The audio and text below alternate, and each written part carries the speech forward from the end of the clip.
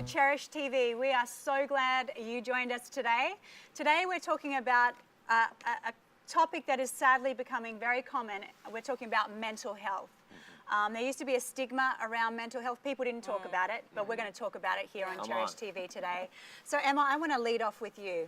Yeah, I'm so glad we're talking about this because I grew up in a church my whole life, and I have to say it's only been the last few years I've actually heard Christians sitting around and really talking about some of these things that are very real issues for people. So it was kept silent and in the closet for a really long time. Right, and I think it's that whole idea of, is mental health, is it a spiritual thing or is it a psychological thing? And I think people have grappled with that. And for me it became very apparent that I needed to have some thoughts on this because, as you know, I was a special school teacher, and it was so confronting to me. I walked into my classroom and I had 7-year-olds in there that were in there not because of any other disability apart from a mental health issue. So they may not have been disabled. Yeah, there was no mobility physically. issues, mobility, but what they actually had is they had a psychosis diagnosis as a 7-year-old. Could you list some of those?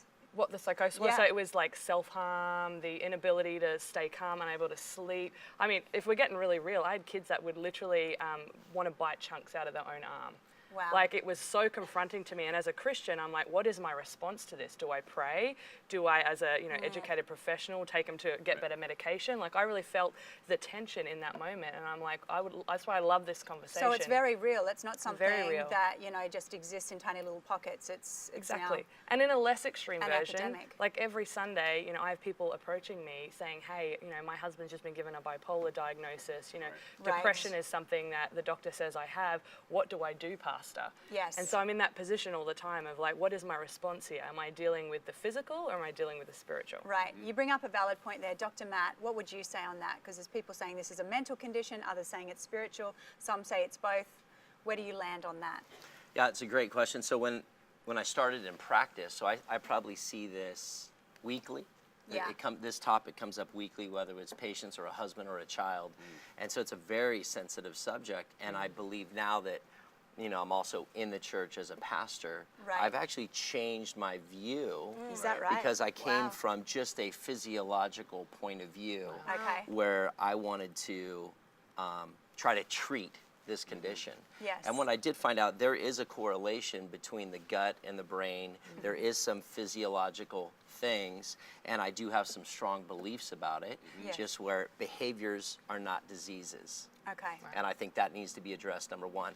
Two, I do see spiritual roots that can start off maybe an inner vow that becomes a spiritual root that needs to be not only delivered. So an inner vow, just for the people watching, would be something that the person repeats over and over and over to themselves in their head. Or a parent can speak something over a child. Right. You're fat, you're no good, you're good at nothing, and then they believe this self-worth, and then they start confessing it, which then becomes a spiritual root, then can manifest physically. So we're seeing a lot of these mental health issues right now, and Emma listed some of them, but you're saying that they're more of a symptom as opposed to a root cause. So a lot of these things are symptomatic of what could be an inner vow, abuse as a child. So there could be a spiritual root? Yes. Or a physical root. So unhealthy behaviors, unhealthy physical, you're eating processed foods, you're eating all the stuff that does bring no nutrition to your gut, leads to this leaky gut syndrome. And now they find that the brain now is not firing right, it's not producing right. And then people just are quick to go to medications, and you can't medicate a demon, number one. So if we're on the spiritual root, let's deal with some spiritual roots, and the church has shied away from it. And I think we need to speak directly into it. The second thing is, the medical world has labeled kids, thrown drugs at them, where every school shooting in America, kids have been on uppers and downers, meaning Ritalin and antidepressants, and there hasn't been one school shooting where these kids have not been medicated. And even with these medications, then there was no such thing as manic behaviors before. Manic behaviors were created because of this medication that threw off this brain.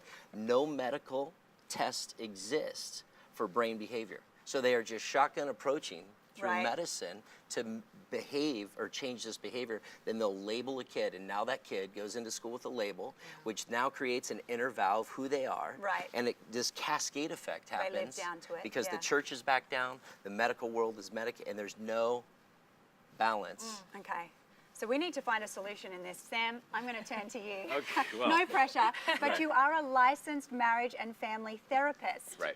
So you're a very qualified person to be sitting at this table. So tell us some thoughts. Yeah, I think, well, first I would say mental, so when we talk about spiritual versus Or mental. physical, Yes. clearly I would say it's both, Okay. but we're all on a continuum. And so I think a couple of things is, one, each of us have potentially things inside of us that under different stressful circumstances, they Get triggered. pop.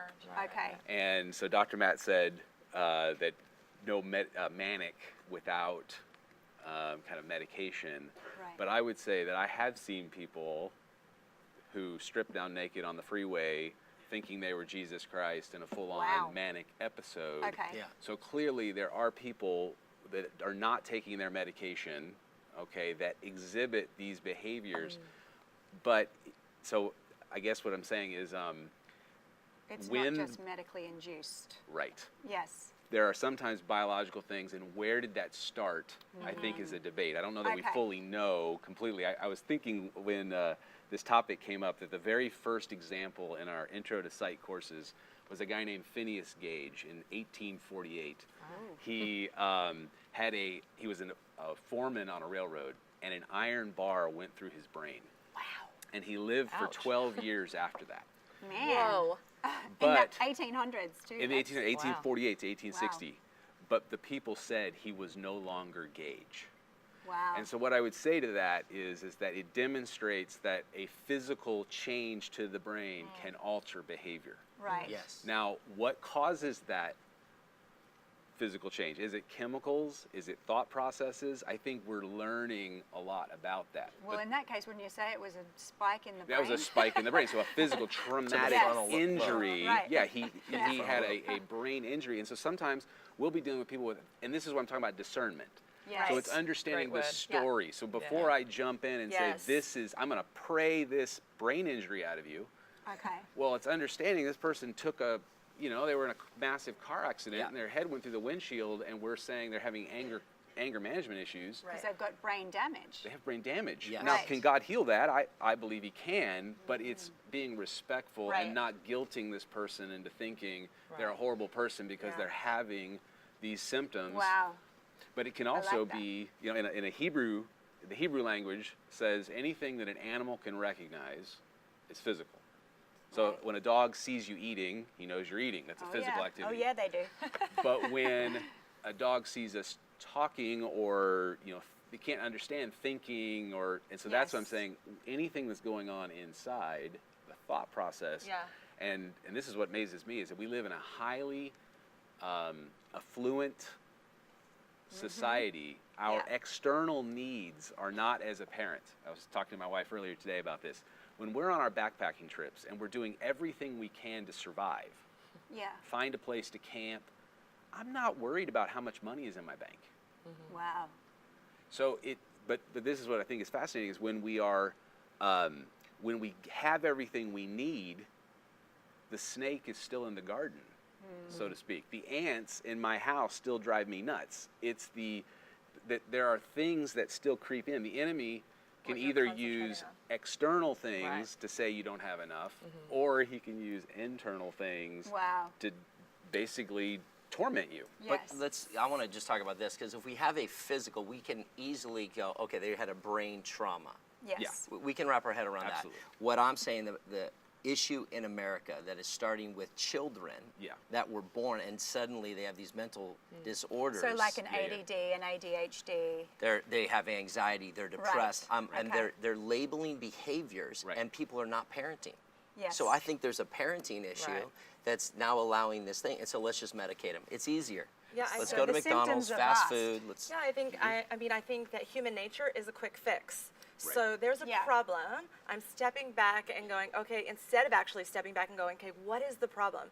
As Christians, we can engage the Yeah. Holy Spirit and discern, okay, what is happening here? This is a physical trauma Yeah. Yes. that can be dealt with physically, Right. or And oftentimes both. Even someone that's gone through a physical trauma still needs emotional healing. Yeah. Yes. So I think that we try to, just like you said, we're boxing people into one category, but humans are very complex. The brain is complex. So I think that we have to just, in a very simple way, Yeah. you said the word discernment, and I think that's a really big deal. Yes. We've got to step back and we've got to discern what is going on Yeah. in this child or in this adult, and then how is that resolvable. But I think that the fruit is there. If it's medical and medicinal, well then the behavior, all that stuff should change, right? Like there should be a result on that side. But why is it that I'm finding pastorally in communicating with parents and kids, what I'm finding is it's not working a lot of the time.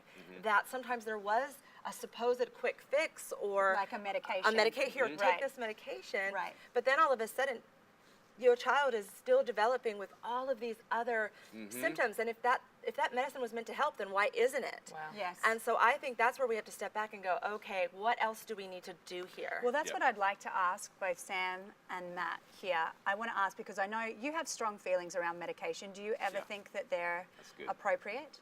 You use the word ever. So I will tell you that medication will save your life, but medication doesn't heal you. Correct. Right. So just with that Yes. understanding of what I mean, Yeah. I am not opposed to medication to save your life. Right. What I am opposed to, as it used as a band-aid, a manipulation, a tool that you, when they're told you're going to be on this for life. Forever. Right. Like psychiatry, if I could have that profession go away, that'd be fantastic. Because that's legalized drug dealing, in my opinion. Okay. And what happens is it's based on a scientific abyss that isn't there. So there's a whole profession with no science behind it, but they are labeling our kids and medicating them. So I have zero tolerance for that. Now, to So save you a kid's say, life, right? But in the case of antidepressants, what would that be something that you would say? Look, if it saves a life, if it gets somebody to find their feet in the midst of a absolutely, a suicidal, absolutely. let's While we do figure it, out but counseling, it's not the long term. yeah. While we figure out Right. counseling, while we figure out deliverance, while we figure out nutritional health to rebuild the gut and the brain, Yes. while we're doing that, we have to help balance this erratic behavior Right. that could lead to Right. suicide, death, or they even have found a study now with even addiction, that they now know addiction is this behavioral thing that's not being expressed. They're using art and some of these things to express it, and it's breaking addiction Wow. 100% of the time. So looking at Yeah. alternative options and seeing, in your opinion, that these medications are not the end of the story. Yeah, and I'm going to jump in on that too, that I agree. And I think when we say no science, because there's going to be people out there going crazy. Show me back that. Wait, I can't But wait. here's what I would say. is Just on the drugs His and the brain. email Absolutely. is But Drugs and brain. Show me the science. Yeah, but Matt Hubbard, I think all of us go in and we touch a different, if we're all blindfolded and walk into a room and touch an elephant, some of us are going to see a wall, some of us are going to see a tree, others are going to see a rope. But we're all kind of seeing different pieces. And what I would say Yeah. is the studies are saying people with increased serotonin levels, they respond better to stress. Now, there are different Yeah. ways of getting your serotonin up. One is Right. winning at life. Yeah. People who win in different, I mean, they're successful, Right. but people Yeah. who are constantly losing. So what's Yeah. a being medical told- test for that? What's a medical test to say, I want you to check my serotonin levels? Well, I guess what I'm saying is the idea is people who have high serotonin they have these things, but what's causing it? And whether I or get that. not. But what's the test to show me that I have Oh, right. high serotonin? There isn't. They do autopsies. They do after they're gone. They do all these tests. And they go, oh, look at the brain now. While we're alive, what are the Yeah. brain studies that can show me my serotonin levels to medicate me instead of shotgunning No, me? absolutely. I totally understand. It's more of this seems to help that, but we're not concentrating on all the rest of the stuff, that the side effects that happen. So I Yes. 100% agree. And this is so frustrating for me as a Therapist, counselor, sure. Yeah. is that people will go to their medical doctor Yeah. and they'll get a pill because they're depressed. Most people will talk to their general practitioner, Right. and they can prescribe both anti-anxiety and antidepressants. Yes. And then they Opiates. think they feel better. Yeah, opiates. And we have an opiate addiction problem. Right, because they feel better. I mean, we all would feel better if we took.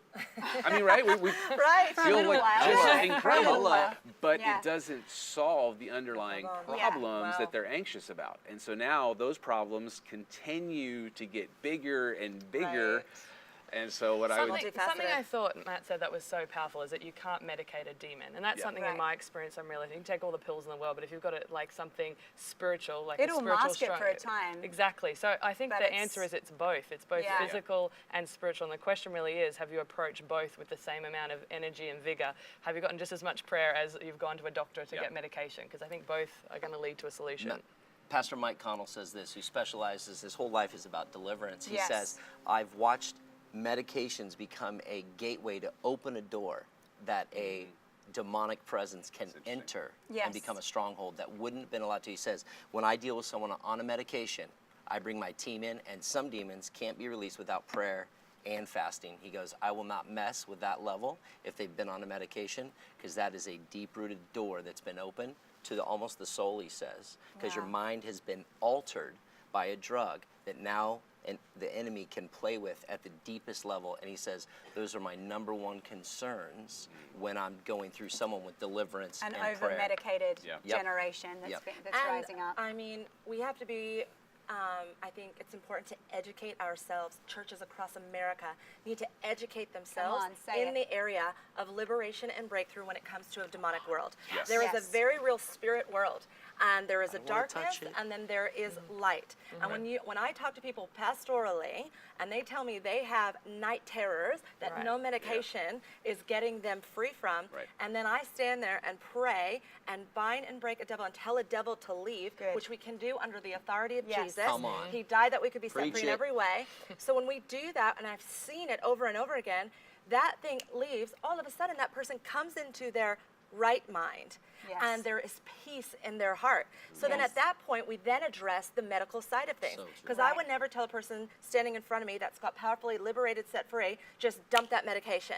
We got to be careful. There's a very real, things going on in the body, and we've got to walk that out as well. So again, it's never just, typically anyway, not just spiritual or physical, but both. We've got to address both. But I think there needs to be an education in churches, in leadership across America that recognizes real evil and recognizes real truth and freedom in people's lives. I think we're going to do another Cherish TV episode on that very point there. I wish we could solve the problems of the world in 15 minutes, but at the very least, we can give you a different view. Hope you enjoyed being with us today, and we'll see you next time on Cherish TV. Who can find a virtuous woman? For her worth is far above rubies. She seeks wool and flax, and willingly works with her hands. She is like the merchant ships. She brings her food from afar. She also rises while it is yet night, and provides food for her household. She girds herself with strength, and her lamp does not go out by night. She stretches out her hands to the distaff, and her hand holds the spindle. She extends her hand to the poor. Yes, she reaches out her hands to the needy. She is not afraid of snow for her household, for all her household is clothed with scarlet. She makes tapestry for herself. Strength and honor are her clothing. She shall rejoice in time to come.